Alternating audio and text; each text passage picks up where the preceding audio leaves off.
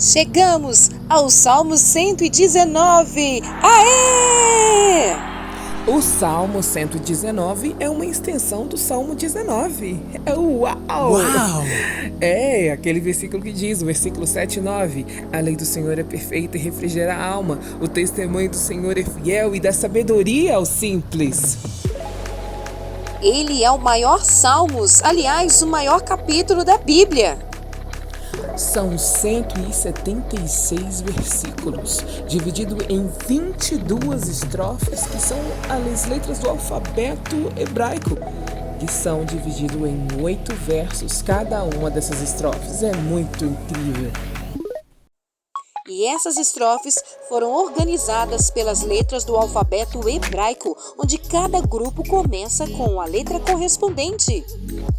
Sua leitura dura cerca de 20 minutos. E essa leitura, ela pode mudar a sua vida, assim como ela mudou a minha vida. Eu tenho uma história sensacional para contar, mas você tem que ficar aí conosco até o fim, hein? Deixe seu like, ative o sininho, compartilhe. E para você que está chegando, seja bem-vindo. Para você que já está conosco há algum tempo, seja bem-vindo. Sejam todos bem-vindos ao nosso canal. O que você faz quando você ama muito uma coisa? Hein? Diz aí pra mim, minha irmã, o que você faz? É claro que eu declaro. Sabia que você ia dizer isso. Quando nós amamos muito alguma coisa, nós declaramos o nosso amor.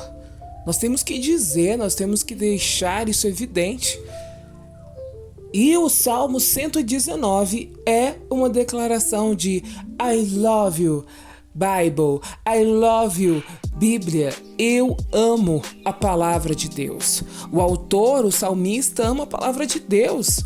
Mas não é só ele que deixou essa declaração, não. O meu amigo, meu colega de jornada, o profeta Jeremias, ele disse isso também. Ele disse isso lá no livro dele.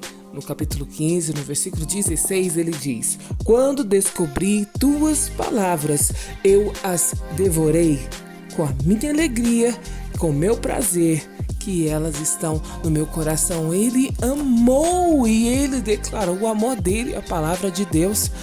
E é isso que nós vamos fazer neste salmo. Nós vamos deixar evidente o amor que nós temos pela palavra de Deus. E se você ama a palavra de Deus, por favor, não deixe de declarar o seu amor. Aproveite este dia, este momento. Use suas redes sociais. Use a sua palavra, a sua boca, a sua voz para dizer que você ama a palavra. E deixe isso evidente para as pessoas. O amor não é intimista. O amor é extravagante e ele é uma demonstração daquilo que está dentro do nosso coração. Com essa alegria, com esse entendimento, nós vamos entrar no maior salmo, no maior capítulo da Bíblia, na maior declaração de amor que já existiu, a palavra de Deus. Vamos lá. Quem ama, cuida. Você já ouviu falar essa expressão? E se você não cuida, é porque tem algum problema com seu amor, porque o quem ama, cuida. Quem ama, zela. Quem ama, declara e deixa evidente esse amor. Seja sincero para mim. Quanto tempo tem que você não pega na Bíblia? Eu espero que você seja um daqueles que diga, olha, todo dia eu toco, eu pego minha palavra, eu abro o livro sagrado e ele fala comigo.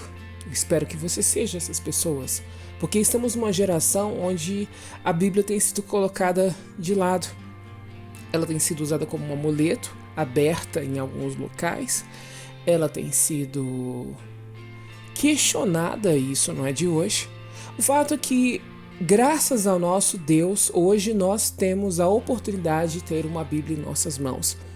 Muitas pessoas morreram para que isso acontecesse. A Bíblia é um dos livros mais lidos, o livro mais lido, mais vendido e mais discutido e perseguido também.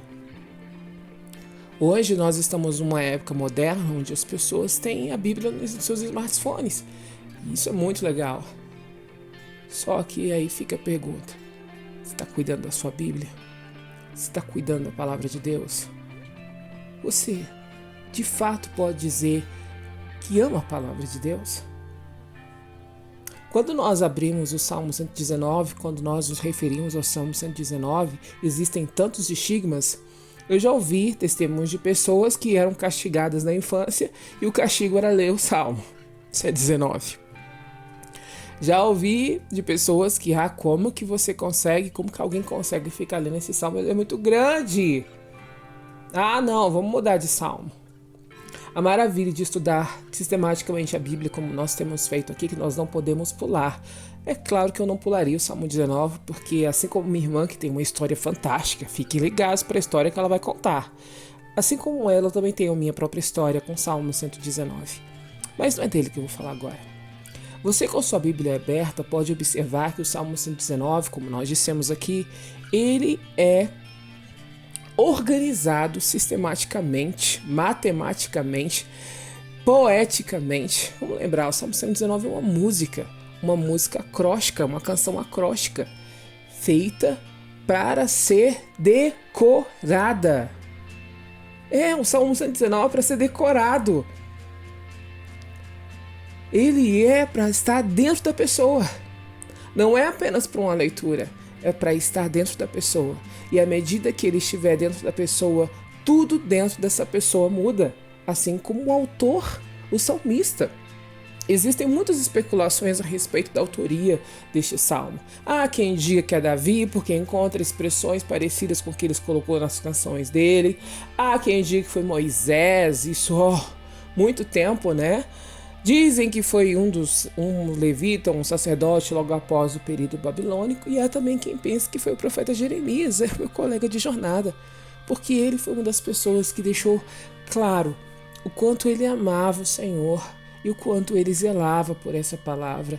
O amor dele não era um amor escondido. O amor à palavra não pode ser escondido, a palavra precisa estar dentro do coração.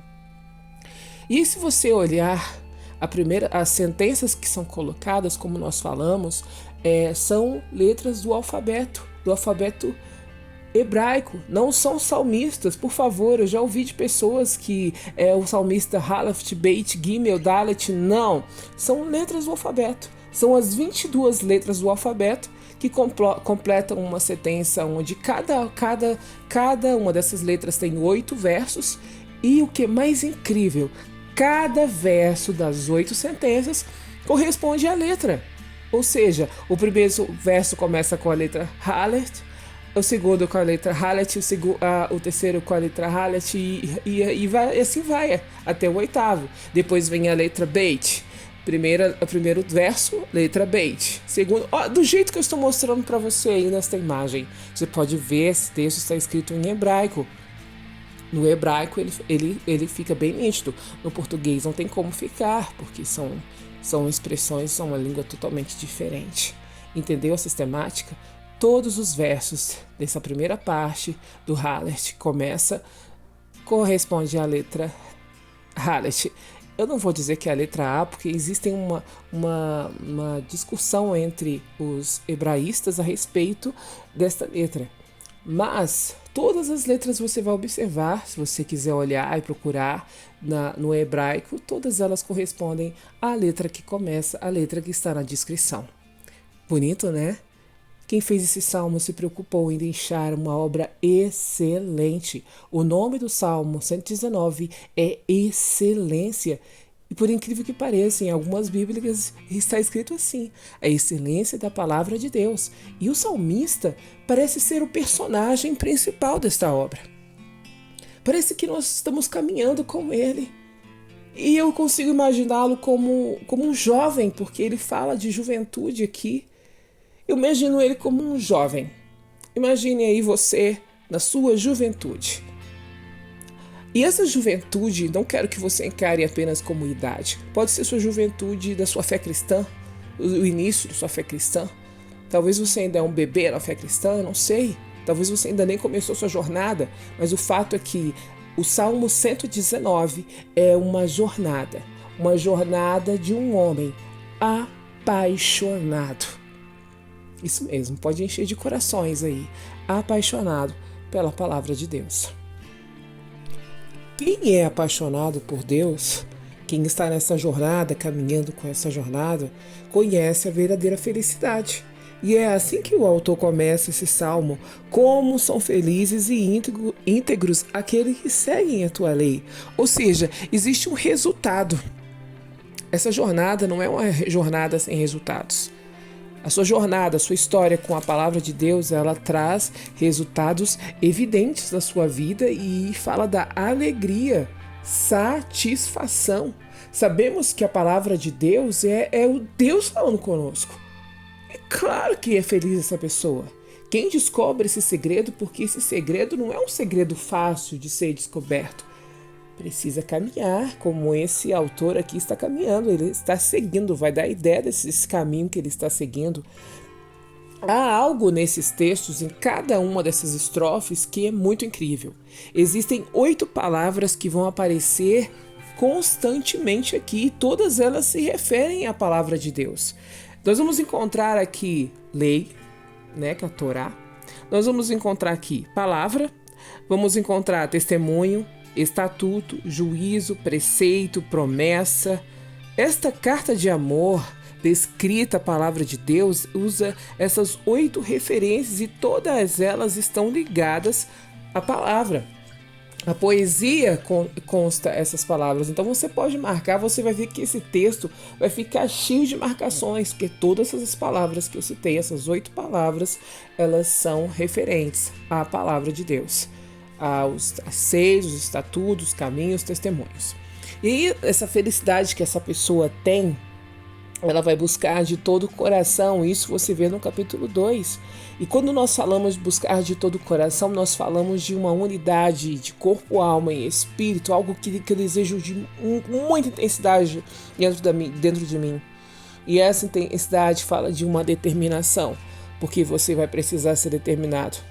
Você observou aqui, se você está seguindo esses dias, o quanto é difícil ficar determinado num propósito, o quanto é difícil mergulhar, porque existe uma força externa e até maligna às vezes que faz com que a pessoa perca a energia.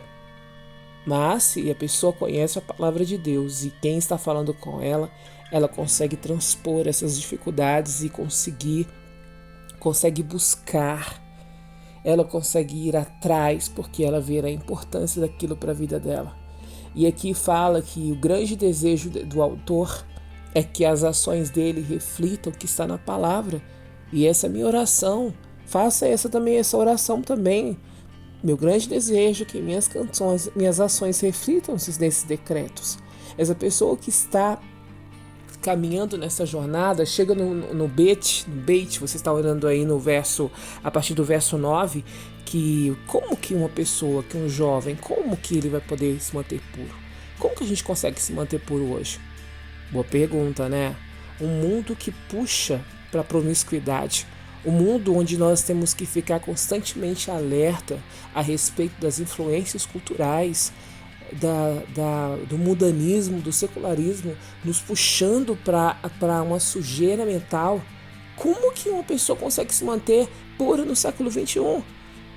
Desde sempre, está aqui a resposta: obedecendo a palavra. Só a palavra de Deus é capaz de preservar a pureza, a essência do nosso coração. Só a palavra de Deus é capaz de amolecer o nosso coração, que pode se endurecer. Nessa jornada, nesse caminho desse autor, é a jornada de qualquer pessoa que serve, que teme a Deus. É uma jornada que oscila. Não que você oscile em sua fé, não é isso. É que existem dias de dificuldades, momentos de dificuldades na nossa vida. E aí ele está falando aqui do segredo: manter guardado o coração.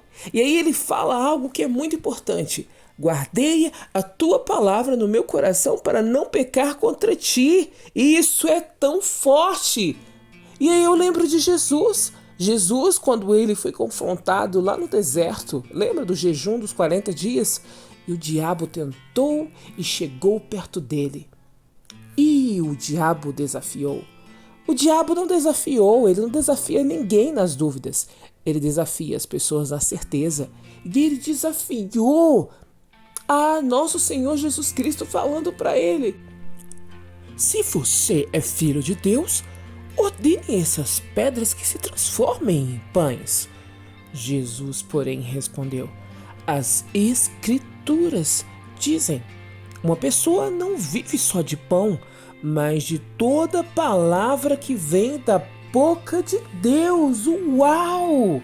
Jesus tinha a palavra dentro dele. Por isso que o salmista orou e estava colocando aquela canção: escondi tua palavra no meu coração para não pecar contra ti. A palavra não é um item que eu aprendo aleatoriamente, ouço uma história aleatoriamente e não trago para minha realidade. A palavra de Deus precisa fazer parte dos meus dias. Você ouviu o Salmo 118? Você ouviu ali o testemunho da pastora Sula? Ela trouxe a palavra para a realidade dela. E a palavra se cumpriu na vida dela, assim como se cumpriu na vida do nosso Senhor e Salvador Jesus Cristo. Mas algo que precisamos ficar alertas é que os nossos olhos precisam se abrir. E os nossos olhos só se abrem se o Espírito Santo agir em nossas vidas. Então, nesse momento aqui, no verso 18, o autor, o salmista, pedindo: abra os meus olhos para que eu veja as maravilhas da sua lei. E aí nós precisamos lembrar em alguma história na Bíblia de uma pessoa que tinha o olho fechado, porque o nosso olho foi fechado pelo quê? Pelo pecado. O pecado, ele não destruiu a nossa vida, ele destruiu a nossa capacidade de enxergar, ele limitou a nossa capacidade de enxergar. E nos tornamos pessoas esquisitas, estranhas, que olham seus próprios umbigos, que não compreendem as maravilhas de Deus. Somente o Espírito Santo tem esse poder nas nossas vidas. Por isso que essa oração é importante. Lá em Números, no capítulo 22, no versículo 31, conta a história de Balaão. E veja o que está escrito nesse verso. Diz assim: então o Senhor abriu os olhos de Balaão, e ele viu o anjo de Deus parado na estrada, tendo a sua espada desembainhada na mão, inclinou-a e se prostrou a face em terra. Deus abriu os olhos de Balaão, assim como ele abriu os meus olhos e os seus olhos para compreender a maravilhosa graça que é a palavra, a importância que é a palavra e quanto ela é fundamental na nossa vida. Assim como o ar que respiramos, assim como o alimento que comemos, assim como a água que nós bebemos, nós precisamos da palavra, assim como Jeremias, que falou que ele começou a devorar a palavra, assim como foi dito a João: coma o livrinho. Não é só um ato que você vai ler esporadicamente ou ouvir alguém dizer para você em algum domingo da sua vida. É todo dia. Todo dia o Senhor quer revelar, quer ensinar os segredos dele. Mas para que esse segredo seja revelado, eu preciso abrir as portas do meu coração. Eu preciso clamar para que ele abra, o Espírito Santo abra os meus olhos para que eu enxergue, para que eu compreenda.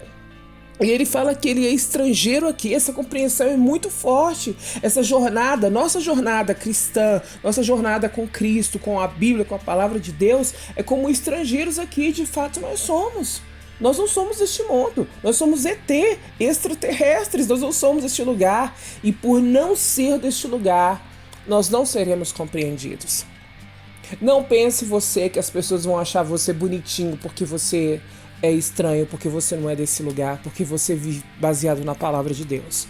Aliás, as pessoas deste mundo, principalmente desse século, elas julgam uma loucura, uma estupidez ser guiado por um livro tão antigo e por princípios que na mente deles são tão ultrapassados, são tão fora da lógica para eles. E aí essa jornada dessa pessoa aqui fala de dois caminhos que nós devemos ficar atentos a respeito deste caminho. No versículo 29, afasta de mim o caminho da mentira. Se existe o caminho da mentira, existe o caminho da verdade. E o caminho da mentira, muitas vezes, ele é guiado pelas minhas próprias concepções, a minha racionalidade. Nós não compreendemos a palavra de Deus com a nossa racionalidade. É somente a graça de Deus, somente o Espírito Santo de Deus que nos dá capacidade para compreender os mistérios do Senhor. E esses mistérios são insondáveis, incontáveis. Não vai ter fim. Não vai ter fim. Essa revelação, ela não tem fim. Todas as vezes, todos os anos, toda a nossa vida vai ter uma revelação nova do Senhor para nós. E esse caminho aqui que ele escolhe, lembrando que o caminho da verdade que ele está escolhendo, ele pede para que Deus o afaste do caminho da mentira. E nós sabemos quem é o pai da mentira, quem é o enganador, quem é aquele que está empenhado. Existe uma força empenhada em você para que você não tenha prazer na lei do Senhor. E se você não tem prazer na lei do Senhor, eu lamento informar que você não conhece o Senhor. Porque é a única maneira de conhecê-lo. É através da palavra. Não é através de um rito, de uma religião, não. É através da palavra dele. E é necessário ficar atento a isso, porque em todo texto, em todo momento aqui está sendo declarado. Existem situações sendo colocadas e existem as declarações do poder da palavra. E aí ele fala para o Senhor, a partir do 33, ensina-me. No 34, dai-me. No 35, faz-me. Todos os pedidos que ele pede a Deus para que faça dentro dele, para que opere dentro dele, para que mude suas concepções, que mude seu raciocínio, que mude dentro dele. E não é uma garantia de uma vida sem sofrimento. Eu não sei por que muitas pessoas acham que não vão passar por dificuldades, por aflições. Jesus disse que neste mundo nós sofreríamos, que nós passaríamos por aflições. E aqui, a partir do versículo 49, nós enxergamos isso. No versículo 25 também nós enxergamos isso. No versículo 25 ele fala que está prostrado no pó. No 49 ele começa a relembrar das promessas do Senhor e isso gera dentro dele esperança. E ele demonstra aqui no versículo 5: renove, Senhor, a sua promessa, suas forças e consola na minha aflição. Nesse mundo nós teríamos aflições, mas a palavra do Senhor iria nos sustentar. Ela nos sustenta, ela nos fortalece, ela nos cura, ela nos abraça, ela transforma as nossas concepções e os nossos pensamentos.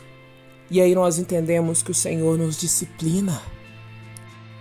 No verso 67 ele deixa claro: antes de me disciplinar, eu vivia desviado, agora, porém, eu sigo a sua palavra de perto. E existe uma sistemática aqui. Antes da aflição, ele estava desviado. Na aflição, ele estava aprendendo. E depois da aflição, ele já estava conhecendo. A aflição, o sofrimento, as angústias da vida são recursos didáticos do Senhor para nos ensinar, para nos aproximar dele. E aí no versículo 71, esse versículo, todos deveriam parar um tempo e meditar nele. O sofrimento foi bom para mim, pois ele me ensinou a dar atenção aos seus decretos. Eu não sei se você tem um testemunho desse. Eu tenho vários testemunhos na minha jornada a respeito de momentos difíceis, que parecia que eu nunca mais iria voltar a ser a mesma pessoa. Momentos dolorosos de angústias e de sofrimentos e de dores. E eu me apeguei à palavra. E era a única coisa que eu tinha. E essa palavra, esse momento, mudou para sempre as configurações dentro do meu coração, fazendo com que a palavra se tornasse uma música. E aí no versículo 54, nós vemos isso: seus decretos são tema das minhas canções, a trilha sonora da vida do salmista é a palavra de Deus. Qual tem sido a sua trilha sonora? Sua trilha sonora tem sido canções de melancólicas, onde você se aprofunda numa dor, uma dor incalculável? Suas canções têm sido músicas que desagradam a Deus? Quais são as suas canções? E o salmista fala no versículo 56 que ele fica à noite refletindo. Sabe quando você deita a sua cabeça e fica aqueles pensamentos todos antes de você dormir? O salmista pensa na palavra. Ele fica pensando, tu me amas como sou, mas não me deixa como estou. Segui teus passos, sempre vou rumo ao encontro do teu amor. O teu amor é maior que a vida, me traz paz e alegria.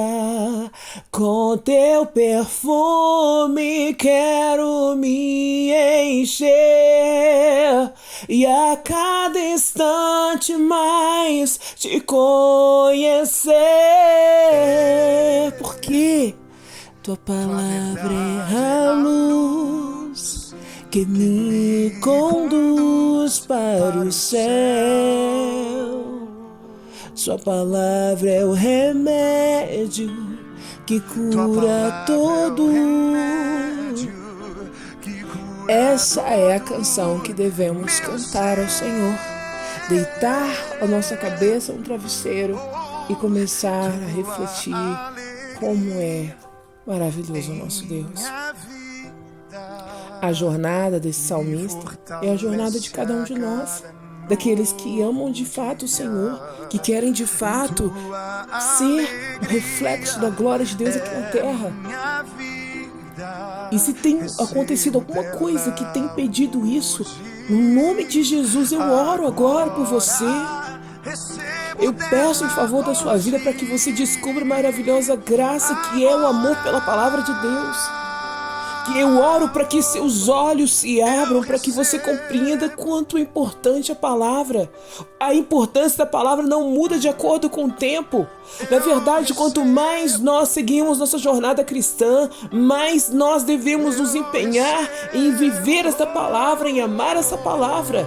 O amor descrito aqui não é um amor só de palavras, mas o amor descrito aqui é o zelo. Que o zelo pela palavra de Deus possa nos consumir. Assim como a noiva prudente que ficou ali esperando o noivo, que ficou ali guardando o azeite, que tinha azeite para si.